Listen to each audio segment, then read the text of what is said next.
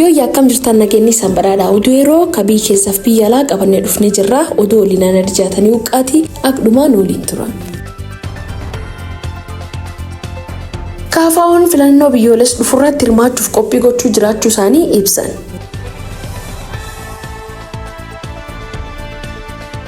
Saddam Hussein gaafannifam loltoonni USA iseegaa turan maaniif bu'an?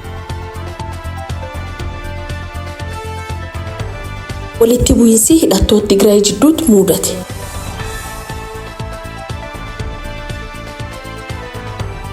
Godina Arsii lixaatti roobi cimaa roobeen qabeenyi miidhaan guddaan ga'ee jira. Oduu kanaaf ammoo oduu bal'ina qabannee jirra nooliin turan.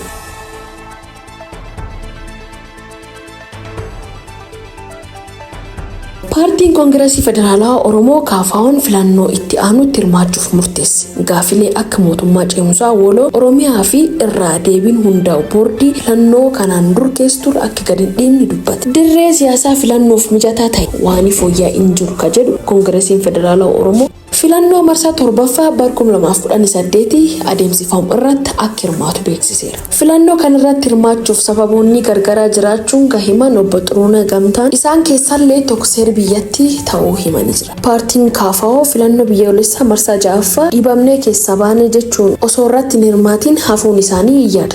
Sababii marsaa 7ffaa irratti filatamuuf murteessan ammoo akka paartiin siyaasaa tokkollee filannoo irratti hirmaachuun aangoo mootummaa sadarkaa kamii irratti qabaachuu akka ta'e himanii jira. Yoomuu ammoo uummata biyya kan hoogganuu fi yoomuu ammoo qaama mo'ateen baggammaddan jechuuf yoo walqixxee baan ammoo mootummaa woloo hundeeffannee qoodachuuf kutannee kaaneerraa jedha.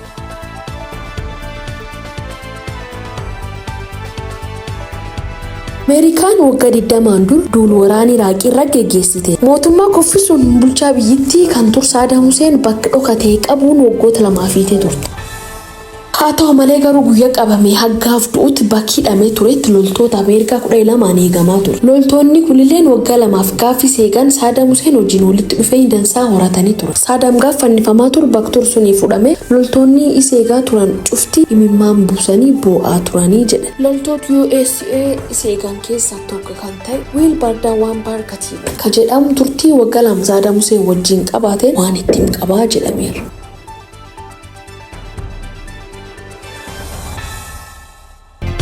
Humnoota Tigraay irraa citanii bahuun naannoo Affaar keessatti hidhatanii kan socho'an maqaa humni nagaa Tigraay jechuun kan of yaaman yeroo lammaffaaf naannoo Tigraay keessa seenuun haleellaa raawwachuu biiroo nageenya naannichaa ibsa. Chinseeroo fi naannoo Tigraay ibsi gaafa gaa'isadii bara 2017 baase haleellaa namoonni kunniin raawwatanii lubbuun miseensi namoota nageenyaa tokkollee dabreeraa jedha. Walitti bu'iinsi naannoo Affaariif Tigraay mudataa jiru kan irratti namoonni lamallee wal himata. Walitti bu'iinsi kunneen sanbata darbirraa dubbii guddaa ta'uun miidiyaa waa'ee kanarratti illee BBC'n Tigirinya ajajaa hidhattoota kanaa Birgaadeer Jeneraal Gabra Egzaabeer Bayyana gaafateera.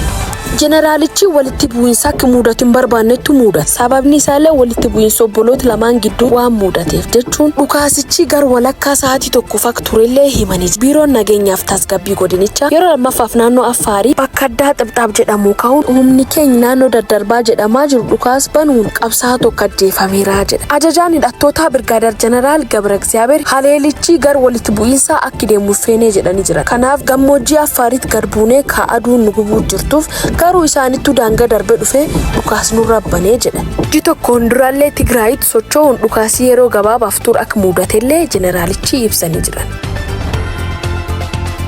Godina Arsii lixaatti aanaa Adaabbaa Gandi Gadeeddoo gannaatti roobeen qabeenya irra miidhaa guddaa geessise. Aanaa Adaabbaa Gandi Gadeeddootti hagayya 5 bara 2017 roobi cimaa roobeen lolaan man keesseen meeshaalee manaa irra miidhaa ka geessisee fi beelladoonni manaalleen lolaan fudhatamanii jiran jedhan waajjirri koominikeeshinii aanaa Adaabbaa gabaase. Yeroo biraatti golti deebinutti nagaa waaqa kee tura share like subscribe gochuun dagatina nagaatti.